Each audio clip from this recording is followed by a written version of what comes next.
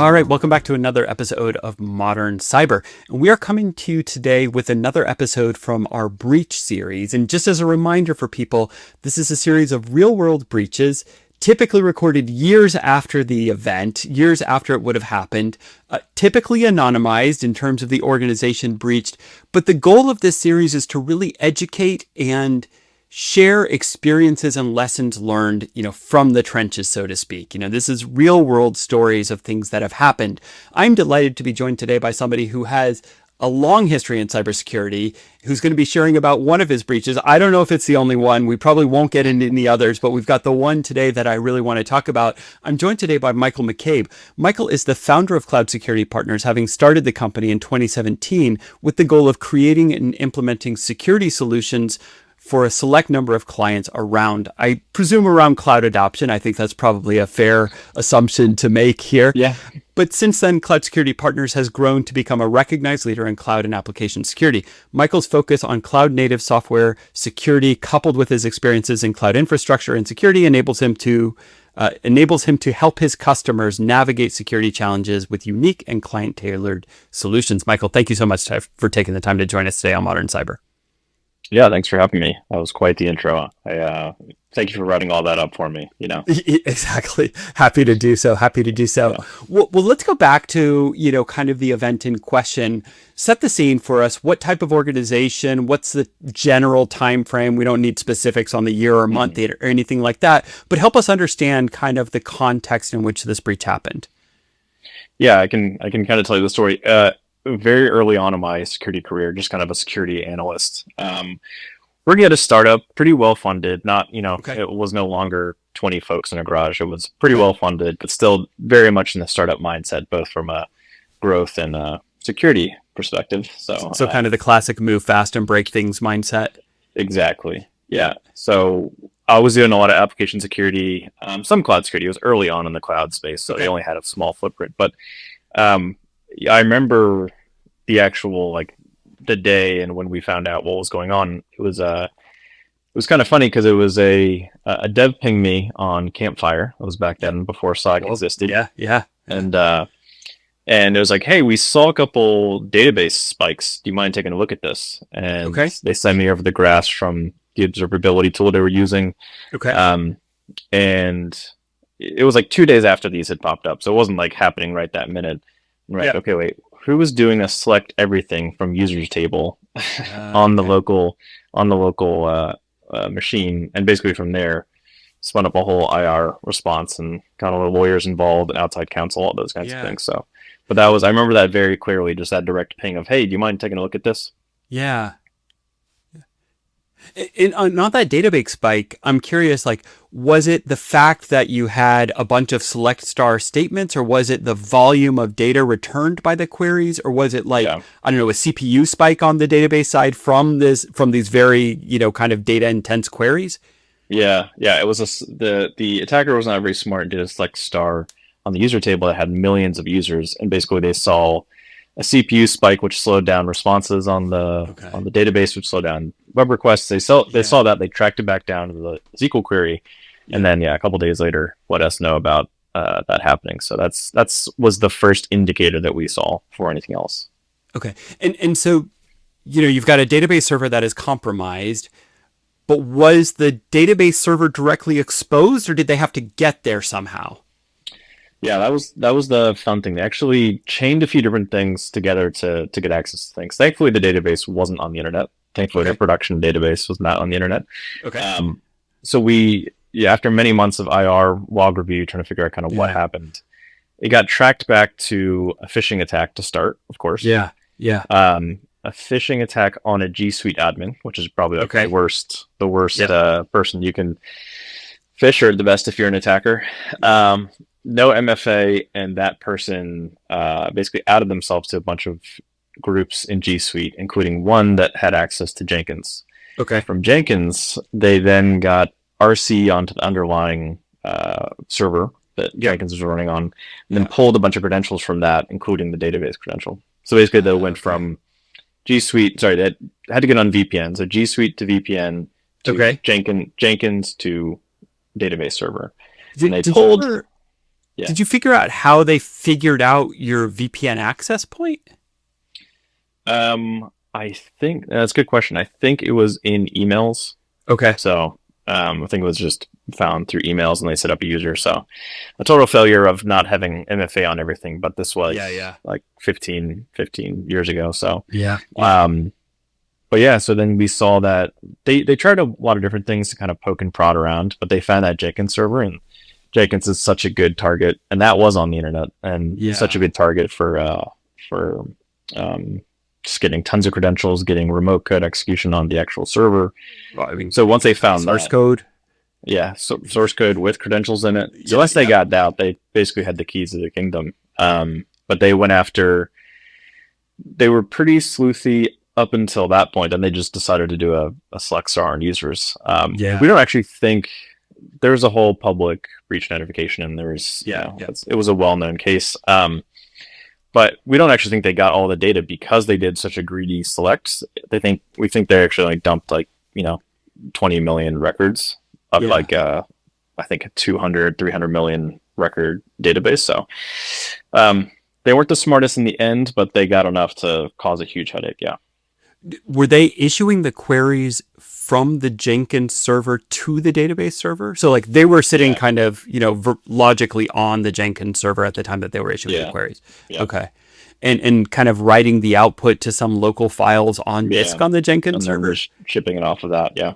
Okay, and then from the Jenkins server, because the Jenkins server was on the internet, they were either able to, I don't know, like SCP upload it to a server of theirs, or put it into Dropbox or something, or who knows what they did with it, right? Yeah. I think they're SCPing. It's been that part was fuzzy, but yeah, I think they're just SCPing it off out to Okay. their network. But yep, Yeah. that was there was a few different failures that led to that. So, but it was an interesting one that everything up until the database query was much Yeah. harder to see. Yeah.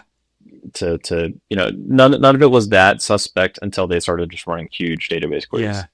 Well, there's a couple things you said I want to come back to, because I want to dig into two aspects of it. First is just going into kind of, let's say, like the forensics phase of the whole incident and the incident response. You said earlier, months later you figured this out. Did it really take months from that, kind of database spike until you actually pieced together, oh, okay, this is how they got in, these are the systems they got into, etc.? It took a couple months to get the full insight into everything that they had done. Right. We were able to track back the activity on the server that accessed the database pretty quick, and then go back through to like VPN connections and then G Suite. But to really see everything they did during the time that they had access, which was a decent amount of time. It wasn't like 1 or 2 days. It was a decent amount of time. 1 or 2 weeks, kind of. Yeah. Okay. So it took a little time to get the full access of that and understand what other data they were trying to access. So Yeah. understanding the initial compromise was probably only a week or two, but Okay. the external IR team took months to kind of comb through everything to figure out all the details of what they accessed. Yeah. Given the time frame that you've kind of hinted at in this, you mentioned that there was a number of mistakes made, but I'm hearing you tell the story and I'm like, actually, you had a number of things going well for you, because, for instance, observability was, I would say, at that time frame, if we're thinking kind of, let's say 15 years past, around the 2010-ish time frame, I'm not sure that observability was, kind of like a widely adopted solution at that point in time. So being able to even pick up on a database spike like that, I think a lot of organizations wouldn't have been in good position to do that. So, I'd say like kudos in the sense that you were able to actually do it. And by the way, also actually looked at what was happening. I think it's also true that a lot of organizations have observability tools and collect the data, but how many are, let's say, like actively writing or running detections on top of that, or reviewing the logs and things like that? But in your opinion, what were some of those mistakes made, and what did you kind of learn from them? Yeah, no, I mean, fair point. I will say this: the tech team we worked with, the developers, like very forward thinking, very on like the cutting edge for a lot of things. But typical startups, the security is always, secondary to kind of growing and moving fast. Yep. I mean, I think the big things were MFA wasn't nearly as prominent back then. That would have saved a huge amount of headache. But I think the other pieces were having like internal services like Jenkins on the internet. Like not having that on the internet would have saved a huge amount of pain. Yep. If they had gotten, onto the VPN or onto G Suite, they could probably still do quite a bit, but it would have made it a little harder for them to get access to things so quickly. Um, something like ephemeral credentials or not giving Jenkins as much access to things would be Yeah. another big control that we should have had in place. But again, it was a decent amount of time ago, and we've improved quite a bit in the security space. So those concepts were not nearly as popular as Yeah. back then, so as they were now.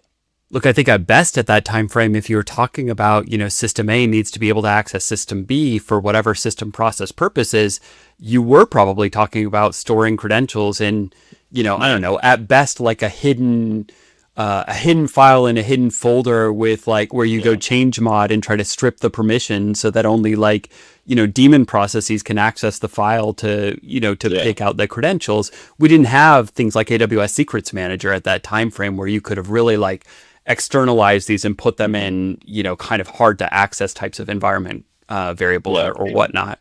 Yeah. So it's really interesting. Do you also think about kind of the network segmentation access? Obviously, not having Jenkins on the internet is probably a good practice, but like, do you also think about, hey, there's no reason that a development build server should be able to access a production database or should be in the same subnet, right? Yeah, no, for sure. Yeah, it was a pretty flat network, obviously. So yeah, that would have been a very good control to keep production, keep dev, keep QA and deployment tools kind of separated out. Will definitely be a good thing. But yeah, that was not even on the roadmap for getting that kind of segmentation in place back then. Yeah. And I guess just for you as somebody who has obviously gone on to 15 years plus of experience in cybersecurity, as you think back on this, what are like the core kind of guiding lessons learned for you from this incident? Yeah, I mean, I think it was quite a few. The big one kind of on the defensive side is like build layers of controls. Like some layers are always going to fail. Someone's going to be able to get around certain layers, but as we kind of talked about, you need multiple layers of controls. One thing probably wouldn't stop a very determined attacker. Right. I think the other piece, and we see this a lot when we do breach investigations, is not having the log insights into what's going on in your environment. Being able to go from, all right, it was a G Suite user to Jenkins login to or VPN login, Jenkins login, then database login. Like, I always tell clients, like, be able to trace through how a request goes to your environment. Like, you say, okay, it hits this, then it hits that, then it hits that. Well, I know the timestamp. That's a big piece as well. And I think the last thing was, when you're a technical security person, you're just focused on you're focused on hacking, you're focused on vulnerabilities, you're focused on that kind of stuff. But when something like this happens, you're talking to a million different teams.